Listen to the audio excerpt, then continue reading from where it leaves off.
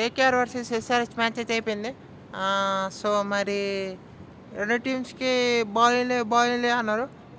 కానీ ఇప్పుడు ఎస్ఆర్హెచ్ దగ్గర మంచి బౌలింగ్ యూనిట్ అని అర్థమైంది మరి.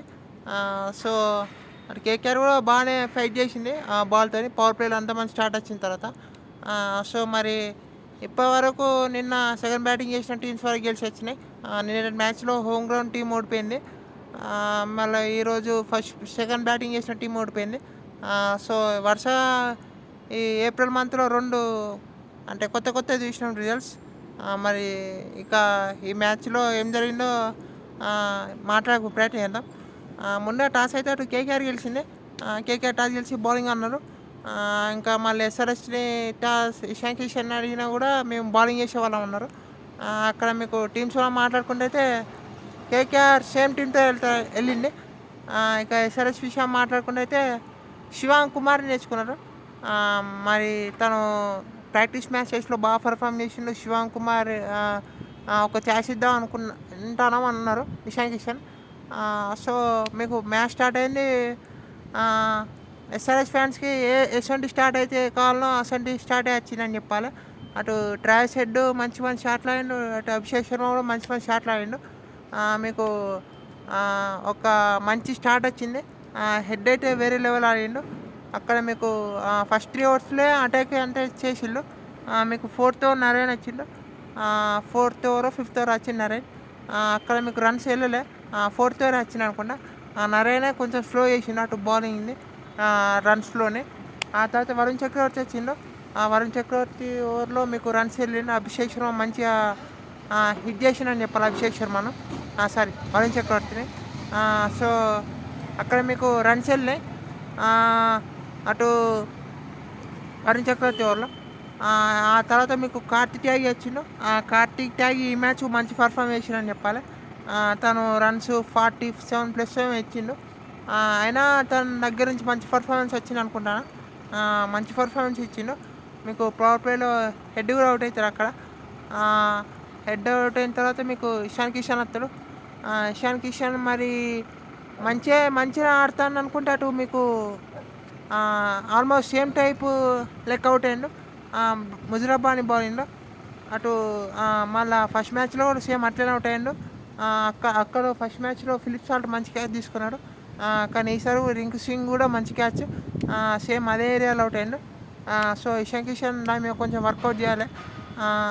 సో, అక్కడ మరి ఇషాన్ కిషన్ అవుట్ అయ్యిండు. ఆ తర్వాత మళ్ళీ అదే ఓవర్లో అభిషేక్ శర్మ 48 మీద ఉండుతాను. 48 స్కూప్ ఆడవేండు. అక్కడ మరి వరుణ్ చక్రవర్తి డైవింగ్ క్యాచ్ చేసి పట్టినా అనుకున్నాడు. మీకు అటు కెమెరా యాంగిల్లో చూస్తే సైడ్ యాంగిల్లో చూస్తే ఫస్ట్ లుక్లో అవుట్ అనిపించింది. కానీ స్ట్రేట్ యాంగిల్లో చూస్తే క్లియర్గా నాట్ అవుట్. కానీ మళ్ళీ నితిన్ మేనన్ థర్డ్ అంపైర్ అది అవుట్ ఇచ్చిండు. మరి అదైతే క్లియర్ నాట్ అవుట్ అది. మీకు స్ట్రేట్ యాంగిల్ అంత క్లియర్ అవుపిస్తాను not out. So, Abhishek Sharma అక్కడ అవుట్ అయ్యిండు. ఇవి కొంచెం థర్డ్ అంపైర్ చూసుకోవాలి. మరి ఇటువంటి డిసిషన్స్ మళ్ళీ ఇప్పటికే 2 వచ్చినాయి. మరి ఇటువంటి ఇంకా ఎక్కువ కాకుండా చూసుకోవాలి. ఎస్ఆర్హెచ్ మ్యాచ్ అప్పుడే 2 వచ్చినాయి మళ్ళీ అవి చూసుకోవాలి థర్డ్ అంపైర్.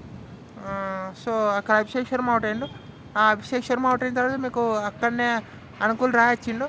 అనుకుల్ రాయ్ అక్కడ మీకు అనికేత్ వర్మ కూడా అవుట్ అయ్యిండు. అక్కడ మీకు వరుస 2-3 అక్కడ 2 ఓవర్లోనే 3 వికెట్లు పడ్డాయి. ఇదేంద్రా అయ్యా అనుకుంటా అంటే మళ్ళా ఆ తర్వాత మీకు మంచి పార్ట్నర్షిప్ వచ్చింది క్లాసెన్ను ఇక్కడ నితీష్ కుమార్ రెడ్డి మధ్య. వాళ్ళిద్దరూ మీకు ఆ పేజ్లో బౌండరీస్ రాలే ఎక్కువ. బౌండరీస్ రాకుండా స్ట్రైక్ రొటేట్ చేసే ప్రయత్నం చేసిండు. అక్కడ వరుణ్ చక్రవర్తి కూడా 5 runs ఇచ్చిండు. అక్కడ మీకు అసలు బౌండరీసే రాలే ఎక్కువ. అక్కడ మీకు ఇదేంటనుకుంటా అంటే లాస్ట్లో గేర్ మార్చే ప్రయత్నం చేసిండు. క్లాసెన్ కూడా కొంచెం స్ట్రగుల్ అయ్యే లెక్క అనిపించినా అంటే ఇయ్యలేకపోయినా తను లాస్ట్లో బాగా ఆడిండు. కార్తిక్ త్యాగి ఒక ఓవర్లో ఇట్లా రివర్స్ స్వీప్లో ఆడే ప్రయత్నం చేసిండు. ఫస్ట్ బాల్ అయితే జస్ట్ మిస్ యార్కర్కి వికెట్లకి. మళ్ళీ నెక్స్ట్ బాల్ మళ్ళీ ట్రై చేసిండు. అది 6 వెళ్ళింది. సో, కార్తిక్ త్యాగి అయితే బాగా వేసిండు అనిపించింది స్పెల్. అక్కడ మీకు లాస్ట్ 2 ఓవర్స్లో మీకు నితీష్ కుమార్ రెడ్డి అది మంచిగా ఆడిండు. తను ఆడినంతలో స్లో ఫామ్లోకి వస్తే ఇంకా బాగుంటుంది ఎస్ఆర్హెచ్ కూడా. సో అక్కడ మీకు అది వైడ్ బాల్ ఇచ్చి పెడితే కానీ ఎగిరి మరీ ఆడే ప్రయత్నం చేసిండు దాన్ని.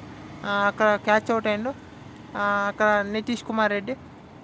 స్కోర్ 230 చేరాలనుకున్నా మరి ఎస్ఆర్హెచ్కి పాయింట్ ఆఫ్ వ్యూ నుండి. కానీ 230 చేరలే అక్కడ.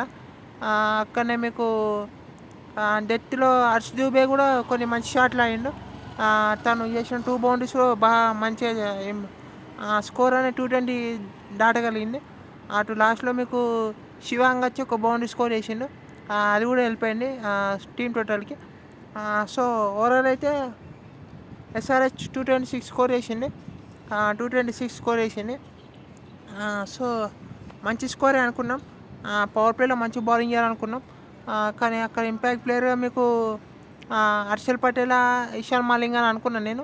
హర్షల్ పటేల్తో వెళ్తారు అనుకున్నా కానీ ఇషాన్ మలింగ్తో వెళ్ళిళ్ళు. నాకు ఇప్పటికీ అనిపించింది హర్షల్ పటేల్ ఉండాలి టీంలో. కానీ ఉంటే ఎవరి ప్లేస్లో ఉండాలని అర్థమవుతలే. సో హర్షల్ పటేల్ ఉండాలనిపిస్తుంది. కానీ మీకు 3 ఫారినర్స్తో వెళ్ళిళ్ళు, ఇక్కడ ఇషాన్ మలింగ్తో వెళ్ళిళ్ళు. సో అక్కడ మీకు లాస్ట్ ఓవర్లో క్లాస్ అవుట్ కావడం స్కోర్ 230 కాకుండా అనిపించింది. సో 226 చేసి 227 టార్గెట్. మీకు ఫస్ట్ ఓవర్ చూస్తే టార్గెట్ కాస్త 200 అయింది ఆల్మోస్ట్. ఫినాలెన్ అట్లా ఆడిండు ఫస్ట్ ఓవర్. అజింక్య ఒక బాల్ తీసుకున్నాడు అనుకుంటా. First ball of the strike. ఆ తర్వాత మీకు ఫినాలెన్ ఫస్ట్ బాల్ నుంచే అటాకింగ్ చేసిండు. సో అక్కడ మీకు మళ్ళీ నెక్స్ట్ ఓవర్ హర్ష్ దూబేని తీసుకొచ్చుకున్నారు. హర్ష్ దూబే వర్సెస్ ఫినాలెన్ మంచి కాంటెస్ట్ లెక్క ఉంటా అనుకున్నా. అక్కడ మీకు ఫస్ట్ బాలే 4 అనుకుంటా ఫినాలెన్ ఫేస్ చేసిన హర్ష్ దూబేని. నెక్స్ట్ బాలే మళ్ళా బిగ్ షాట్ ఆడబోయిండు. అక్కడ మంచి క్యాచ్ అని చెప్పాలి. ఆ క్యాచ్ అంత ఈజీ కాదు. మీకు బాల్ వచ్చేటప్పుడు ఇట్లా కొంచెం హై లెక్క వస్తుంది, ఫాస్ట్గా వస్తుంది. అక్కడ మంచి క్యాచ్ అని చెప్పాలి హర్ష్ దూబే. ఫినాలెన్ కొట్టు చూస్తే పవర్ ప్లేలో మ్యాచ్ అయిపోయేటట్టు ఉండే. అట్లా ఆడుతూ ఉండే ఫినాలెన్. అక్కడ మీకు హర్ష్ దూబే మంచి క్యాచ్ పట్టిండు అక్కడ. సో అమ్మాయ అనుకున్నారు ఎస్ఆర్హెచ్ ఫ్యాన్స్. ఇంకా మళ్ళీ అటు అంకిష్ రఘువంశీ వచ్చిండు. అంకిష్ రఘువంశీ కూడా తను కూడా మంచిగా ఆడుతాండే. అటు మీకు అభిషేక్ శర్మ స్టోర్ వేసిండు. తను కొన్ని బౌండరీస్ స్కోర్ చేసిండు. జింకరైనా కొంచెం స్పిన్ కొంచెం స్ట్రగుల్ అయినా అనిపించింది. కానీ మీకు హర్ష్ దూబే పవర్ ప్లేలో 2 ఓవర్లు వేసిండు. తను డీసెంట్ జాబ్ చేసిండని చెప్పాలి, మంచి జాబ్ చేసిండని చెప్పాలి. అక్కడ మీకు తర్వాత బౌలింగ్ చేసే అవకాశం రాకపోయినా హర్ష్ దూబే ఈ విజయంలో తన పాత్ర చాలా అని చెప్పాలి. ఫినాలెన్ వికెట్ తీసిండు. పవర్ ప్లేలో ఏమంత ఎక్కువ రన్స్ ఇవ్వాలి కంపేర్ టు 11 రన్ రేట్ అట్లా కంపేర్ చేసుకుంటే. సో అక్కడ మీకు ఇక అభిషేక్ శర్మ ఒక్క ఓవర్ 15 రన్లకు వేసినా మీకు ఇంకా బౌలింగ్ సేవ్ చేసుకోవడానికి మెయిన్ బౌలర్స్కి అనిపించింది. ఆ తర్వాత మీకు జయదేవ్ ఉన్నట్కట్ వచ్చిండు. జయదేవ్ ఉన్నట్కట్ పోయిండు. అక్కడ అజింక్య రహానే అవుట్ అయ్యిండు. మంచి క్యాచ్ అని చెప్పాలి ఇషాన్ మలింగ్ అంటే. స్లోర్ వన్ ఇట్లా క్యాచ్ అవుట్. అక్కడ అజింక్య రహానే అవుట్ అయ్యిండు. ఇక లాస్ట్ ఓవర్లో అది లాస్ట్ 2 బాల్స్ అయితే లాస్ట్ 2 or 3 బాల్స్ అయితే మంచిగా అనిపించినాయి. అక్కడ మీకు ఒక బాల్ అయితే ఇట్లా అంకిష్ రఘువంశీ, ఇషాన్ మలింగ ఇట్లా కొలైడ్ అవుతారు. సో అక్కడ రన్నింగ్ ప్రయత్నించారు. నెక్స్ట్ బాల్ అయితే ఇంకా మంచిగా ఉండేది. మీకు ఇట్లా అంకిష్ రఘువంశీ స్ట్రేట్ అయ్యిండు. కాలు తాకింది. ఇషాన్ మలింగ బాల్ అక్కనే ఉంది. వాళ్ళిద్దరు రన్స్ కోసం ట్రై చేస్తారు. ఫస్ట్ అంకిష్ రఘువంశీ నో అని చెప్తాడు. కానీ గ్రీన్ ఇక ఆగకుండా అటే వెళ్తాడు. కానీ అంకిష్ రఘువంశీ అవుట్ అనుకున్నాం. కానీ తీరా చూస్తే వాళ్ళిద్దరు క్రాస్ కాలే. అక్కడ మీకు కెమెరాన్ గ్రీన్ అవుట్ అయ్యిండు. అంకిష్ రఘువంశీ అమ్మాయి అనుకుంటున్నాం. మరి అంకిష్ రఘువంశీ బాగానే ఆడతాను ఏంటి అనుకుంటా అంటే శివం కుమార్ వచ్చిండు. అటు రింకు సింగ్ను అంకిష్ రఘువంశీ మధ్య మంచి పార్ట్నర్షిప్ పెట్టండి. మీకు ఫస్ట్ ఓవర్ బాగా వేసిండు శివం కుమార్. సెకండ్ ఓవర్లో అయితే చాలా మిస్ఫీల్ జరిగినాయి. ఒకటి సింగిల్ వచ్చేది 4 వెళ్ళింది. చాలా మిస్ఫీల్డ్ అయినాయి, 3 మిస్ఫీల్డ్ అయినాయి తన ఓవర్లో. 4 రన్స్ 5 రన్స్ వచ్చేటి 12 రన్స్ వచ్చినాయి. సో శివం కుమార్ తను లాస్ట్ ఓవర్స్లో ఎక్స్పెన్సివ్ అనిపించినా బాగానే వేసిండు. మీకు 4 ఓవర్స్లో 41 అనేది ఓకే వేసండి ట్రాక్ పైన.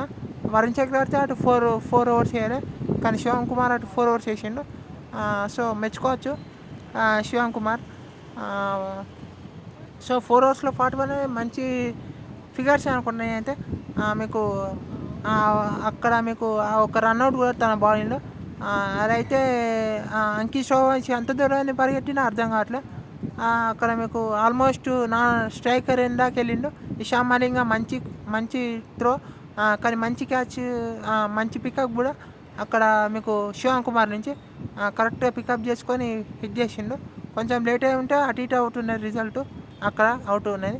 ఇక ఆ తర్వాత మీకు రమన్దీప్ వచ్చిండు. నితీష్ కుమార్ అనుకుల్ రాయ్ వచ్చిండు. నితీష్ కుమార్ రెడ్డి బౌలింగ్లోకి వచ్చిండు. తను అయితే అనుకుల్ రాయ్ని అవుట్ చేసిండు.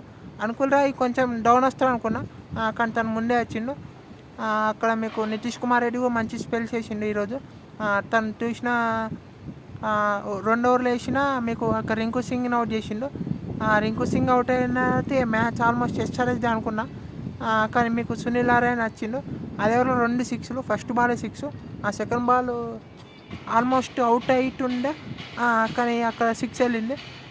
మళ్ళా నెక్స్ట్ ఓవరే మీకు జయదేవ్ ఇషాన్ మలింగా బాగా వేసిండని చెప్పాలి. అక్కడ ఫస్ట్ ఓవర్లో రన్అట్ను ఇక్కడ మీకు ఓవర్లోనే నారాయణ అవుట్ అవుతాడు. సేమ్ మళ్ళీ 6 వేద్దాం అనుకుంటాడు, అక్కడ మీకు క్యాచ్ అవుట్. అంతకుముందు బాల్లే అవుట్ సైడ్ ఆఫ్ స్టంప్ వేసే ప్రయత్నం చేస్తారు. ఈ లెగ్స్ మీదకి ఎత్తారు, మంచి బిగ్ షాట్ ఆడబోతారు. మీకు మంచి క్యాచ్ అక్కడ అనికేత్ వర్మ నుంచి. సో అనికేత్ సునీల్ నారాయణ అవుట్ అయిన తర్వాత రమన్దీప్ కూడా అవుట్ అవుతారు. ఇక సో మిగిలిన 2 వికెట్లు తక్కువనే అవుట్ అవుతారు జయదేవ్ ఉనాడ్కర్ బౌలింగ్లో. సో ఉనాడ్కర్ మంచి పర్ఫామ్ చేసిండు. రైనా వికెట్ కూడా తీసుకున్నాడు లాస్ట్లో. ఇక లాస్ట్ వికెట్ అప్పుడు స్టాండర్డ్ టైం ఎందుకు ఇచ్చి అవుట్ అర్థం కాదు. అప్పుడు ఇస్తే ఆ బాల్ సర్వే కావచ్చు, కానీ చెప్పలేము. ఇక అయినా నెక్స్ట్ బాల్ అవుట్ అయ్యింది వరుణ్ చక్రవర్తి. సో ఎస్ఆర్హెచ్కి అయితే మంచి విన్ ఇది, 68 రన్స్ విన్. వాళ్ళకి ఇంపార్టెంట్ కావాలి 68, ఎందుకంటే వాళ్ళు మైనస్లో 2.97 ఉంది నెగిటివ్ రన్ రేట్. 68 మార్జిన్ అనేది కొంచెం తగ్గిస్తారు ఆ నెట్ రన్ రేట్ని. సో ఓవరాల్ ఎస్ఆర్హెచ్కి అయితే ఈ కాంబో బాగుంది. అటు మీకు డేవిడ్ పేన్ కొంచెం ఎక్కువ రన్స్ ఇవ్వకుండా ఉంటే బాగుంటుంది. ఇక్కడ మీకు హర్ష్ దుబే బౌలింగ్ చేస్తాను పవర్ ప్లేలో. శివం కుమార్ కూడా తనని ట్రస్ట్ చేయొచ్చు. సో ఇక మీకు ఎస్ఆర్హెచ్ నుంచి అయితే ఆ ఫీల్డింగ్ చూసుకోవాలి. ఫీల్డింగ్ అయితే మరి ఎట్లయితే మళ్ళీ కష్టం అవుతుంది. సో చూసుకోవాలి ఎస్ఆర్హెచ్ ఆ ఫీల్డింగ్. అటు బౌలింగ్ యూనిట్ అయితే బాగానే ఉంది. ఇషాన్ మలింగ్ మంచి పర్ఫామ్ చేయాలి, జయదేవ్ ఉనాడ్కర్ మంచి పర్ఫామ్ చేస్తాడు. శివం కుమార్ ఇట్లా నితీష్ కుమార్ రెడ్డి కూడా బాల్తో ఇంకొంచెం కాంట్రిబ్యూట్ చేస్తే బాగుంటుంది. ఈరోజు కాంట్రిబ్యూట్ చేసినా బాగుంటుంది టీంకి. Abhishek Sharma with the ball మళ్ళీ ఇంకేస్ ఎట్లా కాంట్రిబ్యూట్ చేస్తారో చూడాలి. కేకేఆర్ పాయింట్ ఆఫ్ వ్యూ నుండి వాళ్ళు మెయిన్గా ఇప్పుడు ఈ 2 మ్యాచ్లు వస్తే ఫిన్నాల పైన ఎక్కువ డిపెండ్ అయ్యేలా అనిపిస్తుంది. గ్రీన్ ఉంటే వేరేలా ఉన్న సిచ్యువేషన్ చెప్పలేం. మరి అటు కార్తికేయ బార్ పర్ఫార్మ్ చేస్తాడు. ఇంకా వాళ్ళకు సునీల్ నారాయణ ఈ మ్యాచ్ ఓకే అనిపించింది. ఇంకా మళ్ళీ వాళ్ళు చూసుకోవాలి కేకేఆర్ అక్కడ అనుకుల్ రాయ్ని ఇంకొంచెం ఓవర్స్ ఇవ్వచ్చా, మరి తనని ఇంకొంచెం ఎట్లా యూటిలైజ్ చేసుకోవాలని చూసుకోవాలి. ఇంకా మీకు బ్లెస్సింగ్ ముజరాబాని కూడా బాగానే వేసింది అనిపించింది, కానీ తను కూడా కొంచెం తక్కువ ఎకనామీ ఎక్స్పెక్ట్ చేస్తారు. ఇంకా అటు వైభవ్ అరోరా కూడా బాగానే వేసిండు ఈ మ్యాచ్లో. తను కూడా బాగానే పర్ఫామ్ చేసిండు. తనని మర్చిపోయినాం మనం. సో తనని మంచిగా బాగానే పర్ఫామ్ చేసింది కేకేఆర్కి. ఎస్ఆర్హెచ్ అయితే మంచి విన్ అని చెప్పాలి. వాళ్ళకు ఈ విన్ అనే ఇంపార్టెంట్, క్లాస్ నాకు ఇంపార్టెంట్. అనికేత్ వర్మ సాయిల్ అరోరా అక్కడ అవుట్ అయింది, కానీ తను కూడా ఇంకొంచెం ఛాన్స్లు ఇవ్వాలి.